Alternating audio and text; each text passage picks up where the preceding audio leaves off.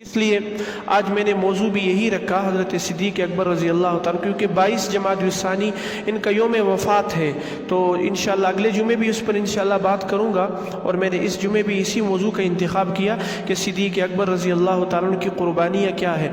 صدیق اکبر رضی اللہ تعالیٰ عنہ نے کس موقع پر اللہ کے نبی کا ساتھ دیا کہ جس موقع پر اللہ کے نبی کے اپنے بھی اللہ کے نبی کے پرائے بن گئے تھے، دوست بھی دشمن بن گئے تھے، وہی معاملات، وہی صادق اور امین کہنے والے حضور علیہ السلام کے کیا بن گئے تھے؟ دشمن بن گئے تھے۔ لیکن اس موقع پر حضور علیہ السلام کا جو ساتھ دیا وہ حضرت صدیق اکبر رضی اللہ تعالیٰ عنہ نے، اور کمال کا ساتھ دیا۔ اس لیے حضور علیہ السلام فرماتے میں نے جس پر بھی اسلام کو پیش کیا اس نے تأمل کا اظہار کیا، غور و فکر کا اظہار کیا، لیکن صدیق اکبر رضی اللہ تعالیٰ نے بغیر تأمل کے، بغیر مشورے کے کیا کیا؟ میں نے اسلام پیش کیا اور صدیق اکبر رضی اللہ تعالیٰ نے اس کو قبول کر دی۔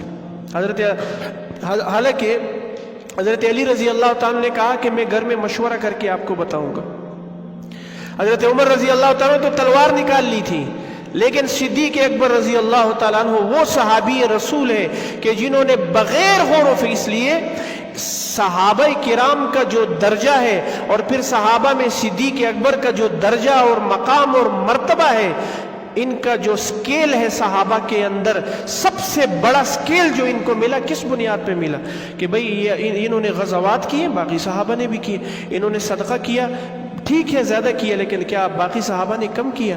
عثمان غنی نے بھی صدقات کیے، اللہ کے راستے میں خرچ کیا، انہوں نے جو ہے وہ نمازیں پڑھی، باقی صحابہ نے بھی پڑھی، انہوں نے جو ہے وہ جہاد کیا، انہوں نے حج کیے، باقی صحابہ نے بھی کیے۔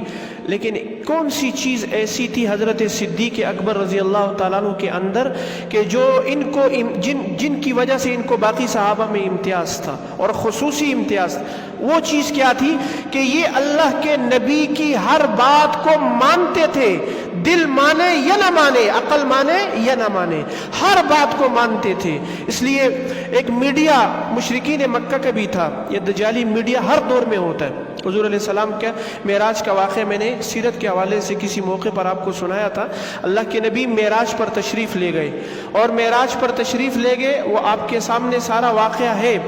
ایک رات کے کچھ حصے کے اندر حضور علیہ السلام فرماتے جبریل امین آئے، مجھے لے کر گئے، کہاں سے؟ مسجد حرام سے مسجد اقصیٰ، اور مسجد اقصیٰ سے جو ہے وہ بیت المقدس سے آسمان دنیا، پھر 7 آسمان پار ہوئے، پھر 7 آسمان پار ہونے کے بعد سدرۃ المنتہا، اور سدرۃ المنتہا کے بعد وہ پردے بھی کھل گئے، اور وہاں جو ہے میں نے اللہ کی زیارت کی اور اللہ کو دیکھا، وہ مقام۔ اب مشرکین مکہ، اس لیے حضور علیہ السلام نے کیا فرمایا کہ جو کنڈی دروازے کی چھوڑ جو ہے ہلا کر چھوڑ کے گئے تھے وہ اسی طرح ہل رہی تھی جب واپس تشریف لائے، حالانکہ عقل تو نہیں مانتی۔ اتنا بڑا سفر، آج سائنسدان جو ہے وہ چاند تک پہنچنے کے لیے سالوں مہینوں لگا دیتے ہیں، اتنا بڑا سفر اللہ کے نبی نے اس چند ساعت کے اندر کر لیا، اور وہ جو کنڈی چھوڑ کر گئے تھے وہ اسی طرح ہل رہی تھی۔ اب مشرکین مکہ کو ایک بہت بڑا کیا مل گیا کہ ہم اب محمد کے ساتھیوں کو محمد سے صلی اللہ علیہ وسلم جدا کریں گے۔ اب حضور صدیق اکبر کے پاس پہنچ گئے۔ غور سے سنیں یہ باتیں، انسان کا ایمان تازہ ہوتا ہے۔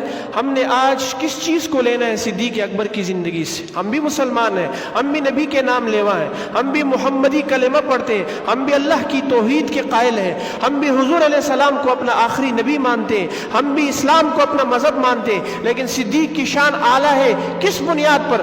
ان چیزوں کو آج ہم نے اخذ کرنا ہے، ان چیزوں کو ہم نے آج لینا ہے۔ وہ چیزیں کیا تھی کہ مشرکین مکہ صدیق اکبر کے پاس آئے اور کہنے لگے اے ابو بکر، وہ جو تمہارا ساتھی ہے نا وہ کہتا ہے کہ میں رات کے کچھ حصے میں آسمان دنیا، مسجد نبوی سے میں مسجد حرام سے مسجد اقصیٰ پہنچا، مسجد اقصیٰ سے آسمان دنیا، اور آسمان دنیا سے میں نے 7 آسمان پار کیے، 7 آسمان پار کرنے کے بعد میں نے عرش کو جو ہے وہ سدرۃ المنتہا کو پار کیا اور میں اللہ سے ملاقات کر کے آیا ہوں۔ کیا یہ بات عقل مانتی ہے؟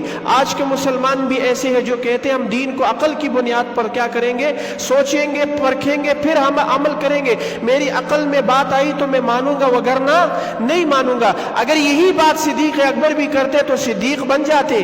کبھی بھی نہیں بنتے۔ یہی بات اگر صدیق اکبر کہتے تو کیا ان کو وہ مقام اور مرتبہ مل جاتا جو صدیق اکبر کو ملا؟ کہ حضور علیہ السلام نے فرمایا نبیوں کے بعد اگر کسی کا مقام اور مرتبہ ہے وہ صدیق اکبر کا ہے۔ یہ درجہ، یہ مقام حضرت صدیق اکبر رضی اللہ تعالیٰ عنہ کو کس بنیاد پہ ملا؟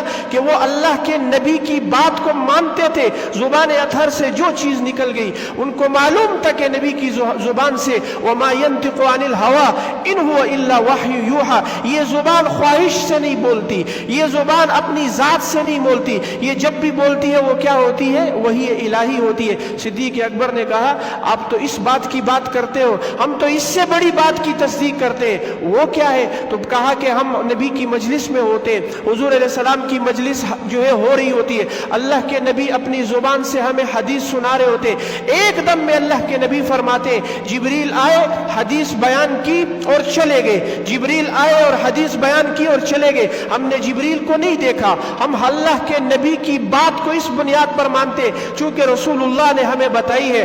تو معراج کی بات کرتا ہے، ہم جبریل کو نہ دیکھ کر بھی اللہ کے نبی کی تصدیق کرتے، لہذا ہم تصدیق کریں گے۔ جو کچھ سنا گیا اللہ اس پر عمل کرنے والا اور آگے لوگوں تک پہنچانے والا بنائے۔ مزید اصلاحی بیانات کے لیے ہمارا یوٹیوب چینل ایمان و یقین کو سبسکرائب کریں۔